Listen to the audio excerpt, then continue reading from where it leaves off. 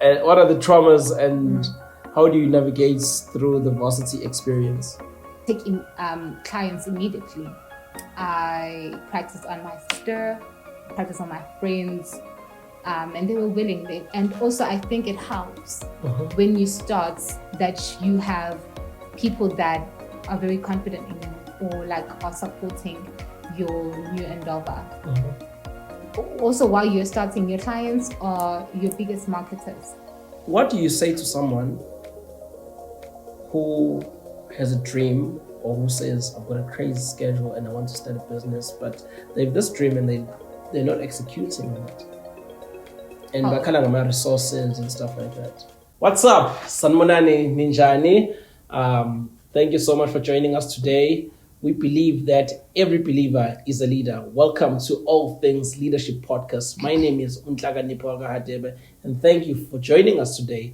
In today's episode, we have a very interesting guest. She doesn't just dream, but she executes on her dreams. She's a student, she's doing her honors, and she's an entrepreneur. So we're about to find out a little bit about her journey. Namhlanje, please help me welcome Sane. Hello. Yeah. Even though I clapped. Oh wow. Hello. Yeah. Welcome to me too. Yeah. How are you? I'm okay. Genuinely okay. Yeah. What's your feeling about today's episode? What are you expecting? I'm expecting very interesting conversations. Very interesting conversations. I think conversations I haven't particularly had. Like they are within me, but I just haven't, had them with anyone else. So it's in a totally exclusive interview. Yes, this is Sunny exclusive. That's so cool. Let's just jump straight into it.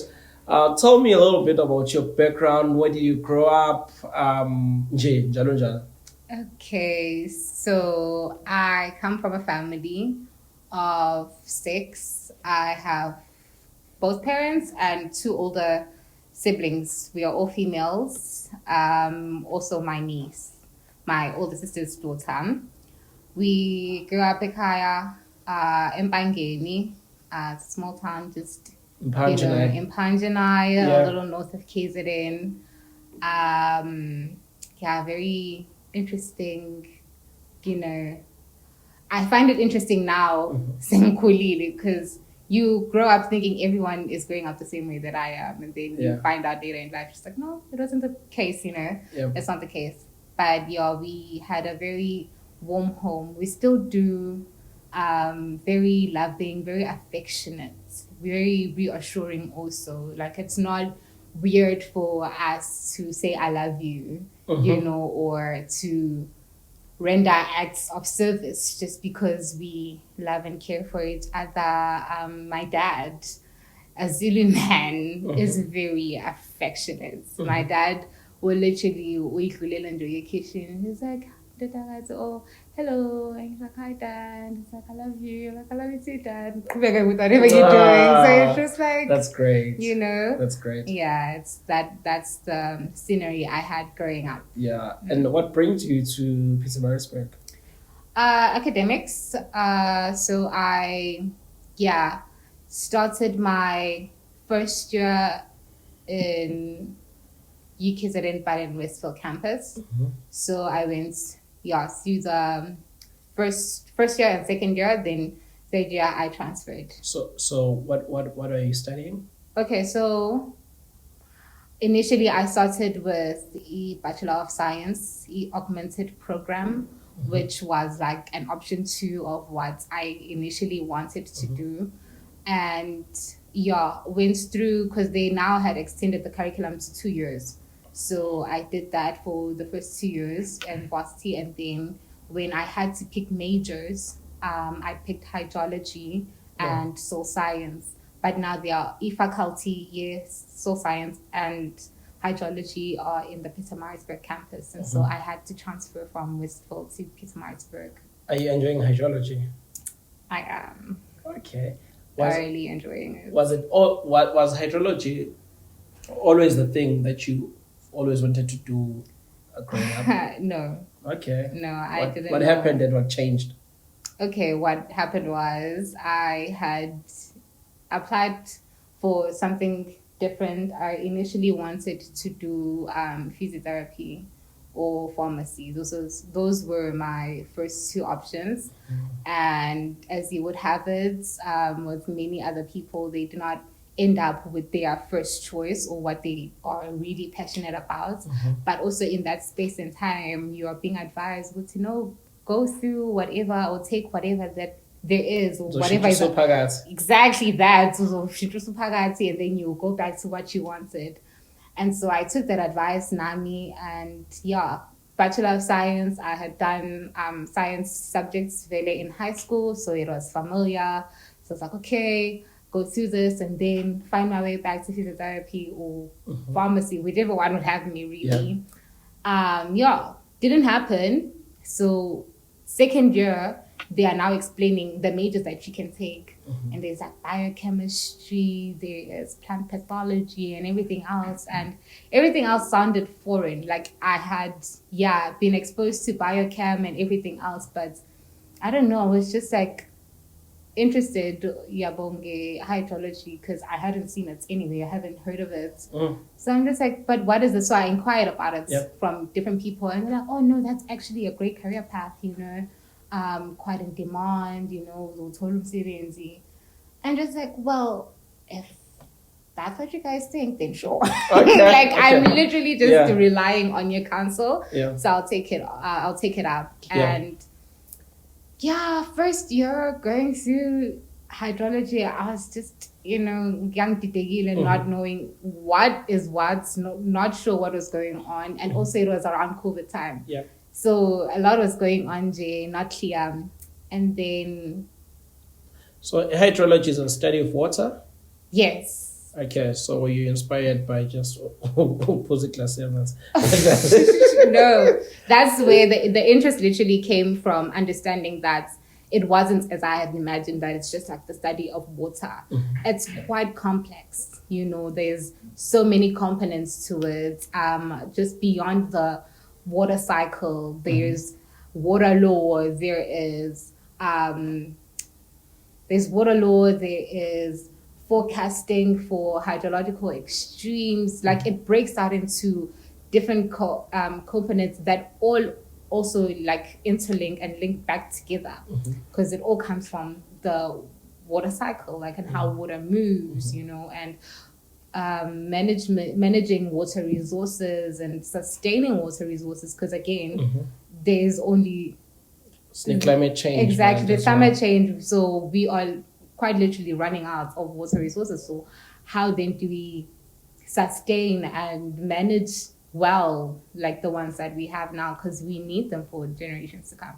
Wow. So you just understand, like it was a penny dropping that, okay, this is actually bigger than me. It's bigger than I thought it was. 100%. And so to be part of something that great and that big, it's just like, okay, I'm part of a solution here. Wow. That's amazing. And just going back to this leadership journey of yours, do you remember the first time that it occurred to you that I'm a leader? I think it's a little funny because I realized, I think I was still in pre-primary. Like I was not with him, perhaps Nhlaka, but also I was that kid that teachers had like confidence in. So they just knew if they sent me to do something or to get something, like I'd come back with it. So I was just like, okay, no, why should it mean? Yeah. So I'm like, okay, something about me is different from these other kids. Wow. I'm kidding. But and then they're just like, when they were stepping, I was like, when is I'm just like, okay, must be special, right? Yeah. I'm kidding. But I am serious. Yeah. Yeah. No, I had a long list. The thing is, I would look for everything that was beyond Umsind. I was just like, you looked at me too long. I don't like that look. No, you're going on my list, right? Yeah, and then maybe but I'm kidding. Yeah. Wow. I didn't have friends in primary. Didn't have friends. Because you're friends with teachers, man. You're the villain to kids. Well, shame on them. Yo. I was friends with teachers. Yo. But yeah, I think an actual leadership role I took up, in my lower grades. Because actually in grade 2, my sister was head girl at schooling. So because to our team, like, I don't know if they, but because like your older sister is a head girl, surely now this is like your trade, this is your path as well. So there was a teacher at school. She was like, it was over a head girl, yummy when you get to grade 7. And I'm just like, isn't that like pressure? You didn't think of it as pressure? No, I didn't see it as pressure then, honestly. I was quite excited to start grade 7 because I head girl, so that's all that mattered to me. I'm just like, can one and but wow, that is my position. Little do you know, you are looking at Okay, but and so I eased into it. Like I first became a school monitor at grade 5, yes. Became a school, was it grade 4? No, couldn't be that early. But grade 5. Yep. That's when they started recruiting, grade 5 to grade 7. I became a school monitor, then became prefect, and then grade 7 came and I wasn't a head girl. What happened? I don't know. I think I don't know. Yeah. I got it, but I was a deputy head girl. Yeah. Yeah. Okay. Oh, at least. Yeah, like still within, within the ranks. Exactly. Oh my gosh. So you've always been in leadership school-wise? Yes. School-wise, yes. I would say, because even outside of like being a monitor and prefect, we would have like these days on assembly where different grades would come up and make presentations or like, so I don't know, but like rest assured, whatever it is, I'm up there doing it. Whether I'm reciting a poem or I'm singing. Reciting a poem? Yeah, but it wasn't like one I would write for myself. Like they would give us a poem. Okay. It's like, go learn this by heart. You'll be like presenting it on assembly on it so and so day. So I would. Yeah, I would. Did you do this one? No, I haven't heard that one. Okay. But I did do Africa, my home. Okay. Africa, my continents. Yeah, Africa, my home. Africa, my continents. From the high hills of Kilimanjaro to the low valleys. Yeah, it was a speech by Thabo Mbeki, I think. Okay. But it was first a poem, and then he added to his. Yeah. Yeah. Or is it Africa, my beginning? Africa, my ending? Who said that? Because I wasn't reciting his speech, I was reciting the poem, so I'm not sure if he added anything else. Yeah, 100%. It could have been him. Yeah. So what was shaping your confidence in school? Because you're getting selected for this, you're not really getting the position that you were hoping to get. What was shaping you behind the scenes? What was the thought behind? I think I'll credit my teachers. Thinking about it, like especially in primary, because I think that's where most of my confidence was established and pruned at a very young age. Wow. We had teachers, or at least I'll speak for myself. I had teachers that really wanted to see you thrive and being to your best potential, 100%. Basically, whether that's academics or in however way that you can, because also you have teachers that do understand that it's not everyone that's going to be the top students. So in the ways that they could, they did bring that out of me. 100%. So also you have teachers that do affirm you. It's like, I know you can do this. Yeah. Or like they give you a task. It's like, sing the song, and you learn the song and you don't do it so good. It's like, no, I know you can do it this way and that way. Yeah. You're just like, okay, if you see that in me, surely it's there. Yo, that is so powerful. So from primary, I remember my grade 6 teacher, Miss Njelo, she was literally I thought I had it going to grade 6, but like I got to her class and literally you had it. I reached another level of like, okay, wow. I have good confidence in me. Wow. Yo, that's great. And how was varsity life? Because now you're out of school, now you get into varsity. What are the traumas of that's a good word. What are the traumas and how do you navigate through the varsity experience? Varsity has been good and tricky equally, in that varsity is nothing like primary or high school even. Like it's literally a world of its own, right? At the core of it, it's academic excellence and, you know, weaponizing academically, but there's so many other things happening that it is so easy to lose yourself, right? Like it's so easy to drown within the crowd because there's so many other things literally that are happening around you. You're exposed to a whole different world. So navigating through it, I think for me, although challenging and tricky at times, I haven't really struggled as much just because of my faith and my core values and the morals. What are your core values and morals? Okay, values are respect and being humble. You know, there's no need for you to for any reason. Doesn't matter what you're good at, what you're not good at, where you are, who you know. Relax yourself, like be humble, you know, and be very respectful to your peers, to your elders, and even people that come after you. Sure. You know, so holding that dear.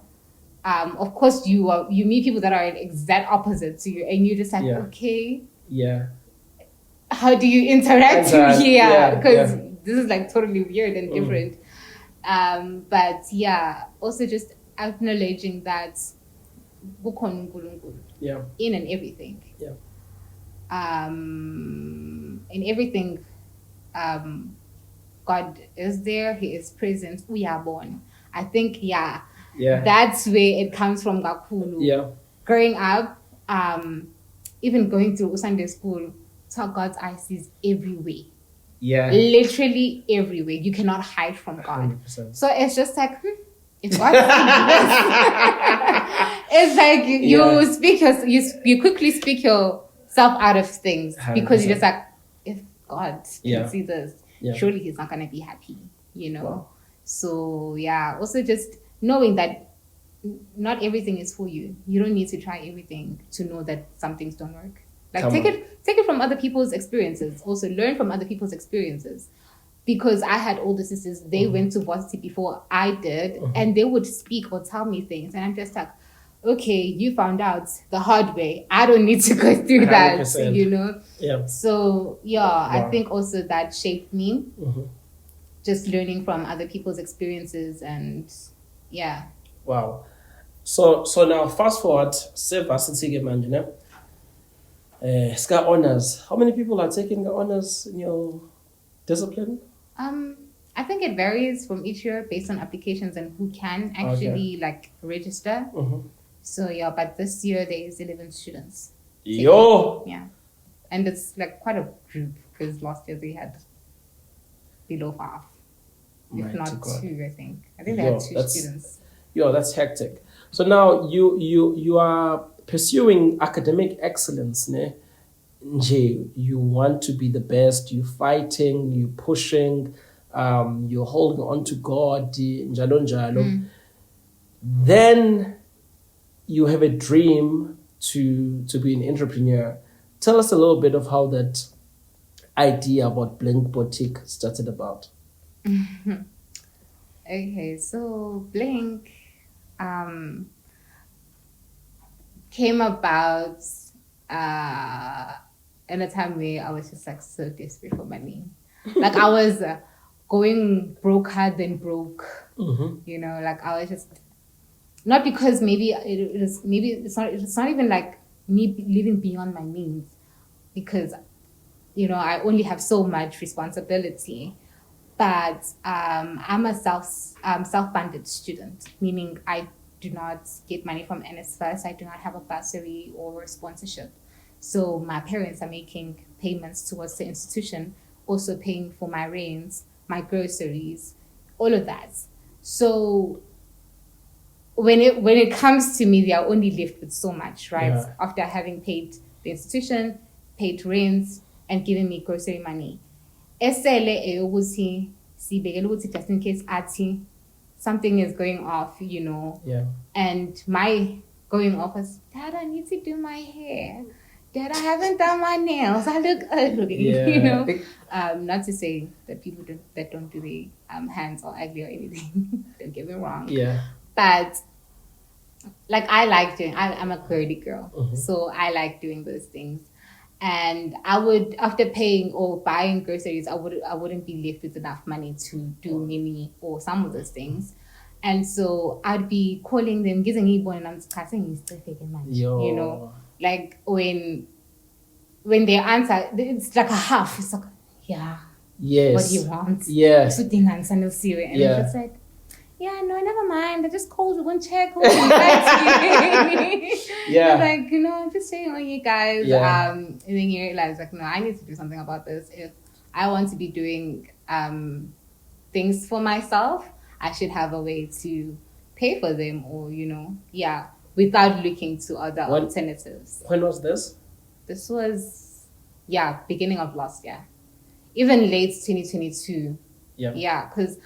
Yeah, I think Enyindo was this November 2022, and early on 2023, I had gotten like a short contract to do like umsebenzi wokuba a compliance officer. So basically, you attend sports games and just ensure people are wearing PPE and all of that, because we hadn't fully eased out of you know. COVID regulations. So, I got that for like 5 months. Yeah, pele contract. I wasn't ready. Like I knew it's gonna be short. Yeah. But when it ended, I wasn't ready. I was just like, no, where's my next paycheck? You know? Yeah. Because you get used to having Leo money coming in. So immediately when it ended, I was just like, okay, now what do we do? And so my resolve was I need to start a business. Like I needed to start something that I can regulate or like I can manage based on my schedule, right? Because I'm a full-time student, and although there are opportunities, I found them hard given the type of course I was doing, because I have practicals, so I'm not so available for taking Leon savings that were available to me. And so, starting something for myself was the resolve, was the plan. But why go to the leisure tech industry? Okay, so it was 3 possible things I could have done. I could have, started. I could have been EMEA, which is a makeup artist. I could have done... What's that? Like hair installations and all that, and wig care services, or lash tech, because I had an understanding that whatever thing I can pick up in the beauty industry is sustainable. Wow. And in that, like, it's good business, because if I think of myself as a client, I'm not only just doing my lashes, I'm probably going to do my nails as well. Or I have hair that I want to get installed, or I have an event coming up, or a day that I would like to look nice and go to someone that does makeup, or someone that does makeup to do my face. And so I knew, one way or the other, you are assured like a profitable business in any of like anything that you can find yourself that is within the beauty industry. And so also knowing I'm a student, so they could be an easy like audience for my business. So I was like quite confident moving into any of those options that I had at the time. But lash technician or lash tech was easier because an opportunity, your Tola classes came about and they were affordable, they were local, and so yeah, I pursued that instead. Wow. So a person could go and do a course. So when's a course, ne? Courses in like taking classes for taking classes. Yeah. Right. But what pushed you to act? And how was your experience with your first couple of customers, even your first customer? What was the thing that moved you from a dream to action? Well, I then had means to pay for the class. Like I had money to pay for the class, one. So it was just like, now that it's money to pay for the class, then do the class, right? Yes. So if I'm answering well, tell me if I'm answering your question. What is the question? I'm not there yet. Okay. You're not there yet. I'm saying this is after the class. So you're done with the class. Okay, after the class. So we find a lot of people who want to start something. They go on a course to start it. But now it's time for you to act, to start your business. Okay. You understand? Okay, yeah. So now, from dreaming to executing now, so now you're beyond the studies. Now you need to start executing and say, I want my first client. Okay. And how was that process for you? Okay, I get you. I understand your question now. So I think, again, like, I'm a person who can be very determined about anything that I do or I set myself up to. So if I've told myself that I want to do something or I'm doing something, I actually do need to go through with it. Yeah. Like I can't, because also I've put my money for this. Like then why would I waste my money taking up a class only just to sit, and not do anything about it? Or also, I think it excites me learning new skills, right? So I had a skill and I had the determination. So that propelled me to then make a start at it, even though, of course, at the very beginning, I wasn't the best. I don't think I'm even the best now. But it was important for me to put in the practice because I didn't take in clients immediately. I practiced on my sister, practiced on my friends, and they were willing. And also, I think it helps when you start that you have people that are very confident in you or like are supporting your new endeavor. And I had that in my friends. I had that in my family. I had it. I just had it around me. Even people that I wouldn't say we were friends with, but they were just like, yeah, sure, you can do this, right? And so I'm like, okay, you guys think I can? Well, then let's do it. Then I can do it, surely. Wow. So I also don't like being a failure. Like I get that it happens and sometimes like it's life lessons, but I just don't like it. So you basically fail forward. Fail forward. Because even then I think I was failing in my learning and like starting to take clients. I don't think like I was doing the best job. But they were happy with it. Yeah. Strange enough. So what was the key thing? Key thing to keep going? That kept your clients happy. I get it. I think above the whole you having a skill and executing it, especially with a business, if I know when I like lashes, you have to think of the client's end. It's okay, this is what they come in wanting. How are they going to leave? Will they leave happy or not? And during the time you are doing the service or the treatment, how are they? So you are curating an experience for the clients before they come there, during the time they are there, and for when they go on, because also while you're starting, your clients are your biggest marketers, basically. So wherever they'll go, chances are they'll be asked, where did you get your lashes done? And then they tell the people that are asking was, okay, no, I went to so and so.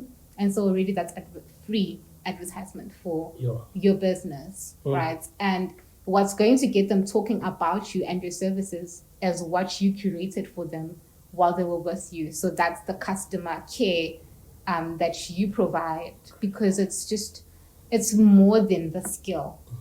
I mean, if we could all do lashes, then we would surely all have clients that are all coming back to us. But you find that a client went to you, they were not so happy. You did lashes and they looked good, but they're still not happy with you, and so they want to try someone else for the same thing.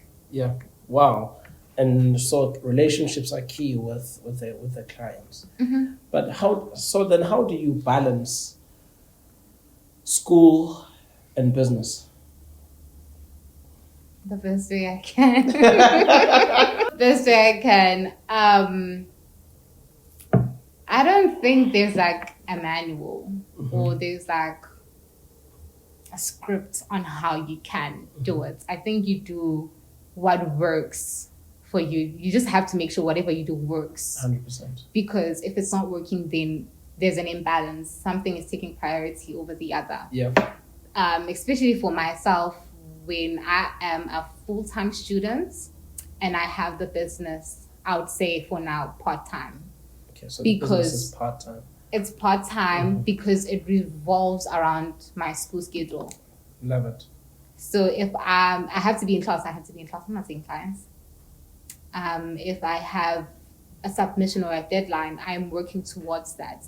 And so I limit my availability. So I won't be available like throughout the day. I know I will take only so many clients that day or those days leading up to that assignment or that completion and submission of that assignment or whatever I have to do then.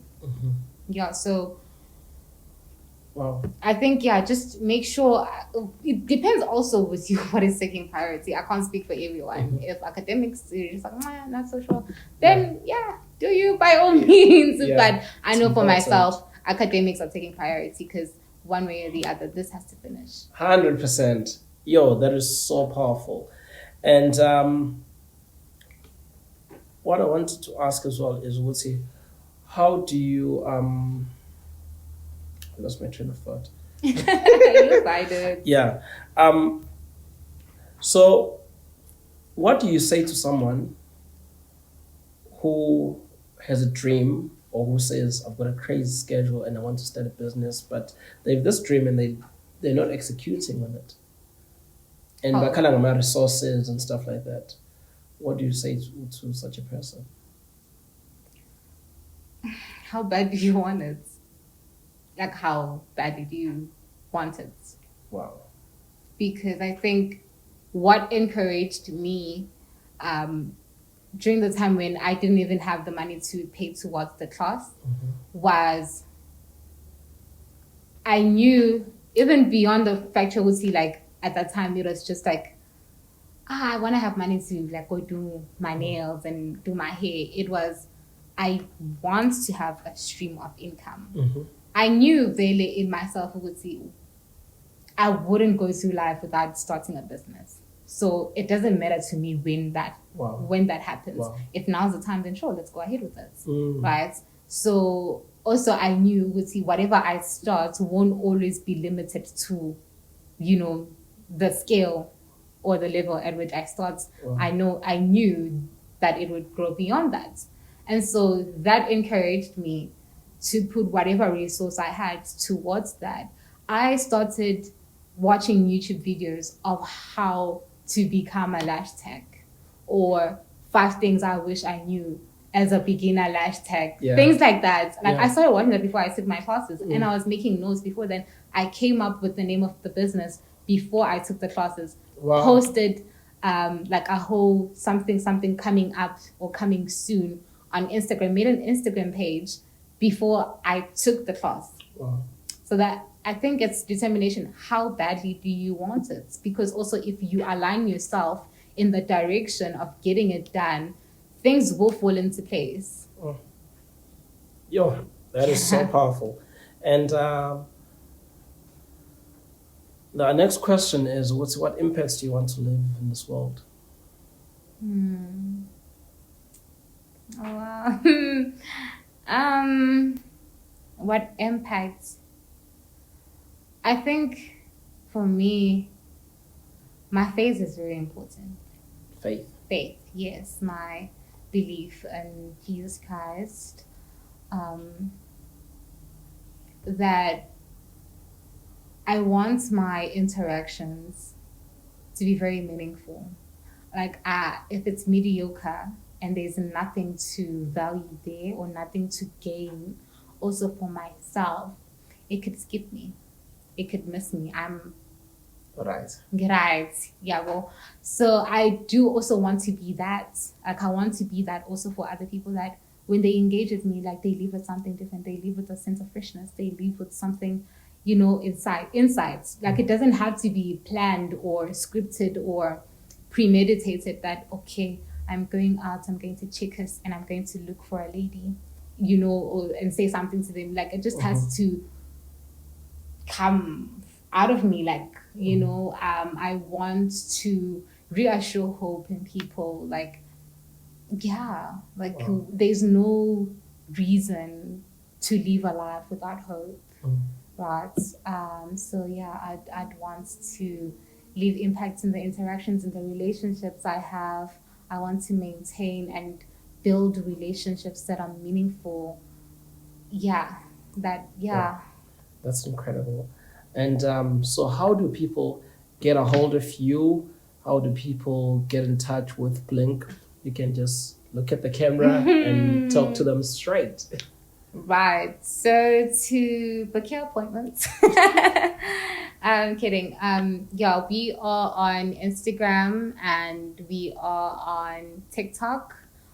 Blink Boutique with a Y. So it's BLYNC Boutique. On Instagram, it's @blink.boutique_. Wow. Yo, that's incredible. This was an exciting and amazing episode. I learned a couple of things from Usane. She listened to counsel. She listened to perspective. Perspective was invited when she would think about initiating something, and we can do the same. And then the head teacher identified leadership, and her confidence at home also instilled confidence. And you don't have to try everything, And I also learned to say you need to pick whatever is sustainable. Determination is key. You need to be determined as a leader, and you need to be excited to learn new skills. You need to practice. It's good to practice, dream, practice, ask the people around if you can start with them, because you started with their sisters and friends. And you need to curate an experience for your customers. So you need to think that through, but don't overthink it. As you think it, you need to execute it. And your clients are your free marketers. That is so powerful. And you can learn to build your business around your schedule. You can build your business around your schoolwork. You can build your business around your full-time employment. What do you do after you come back from work, And how bad do you want your dream? Sane, thank you so much. You added so much value to us, and all the best with Blink Boutique. You're going far. You've got the anointing of God upon you. You've got favor of God upon you. And we're really proud of you. Thank you so much for coming to the show, man. Thank you so much for having me. I really had a great time. Yeah.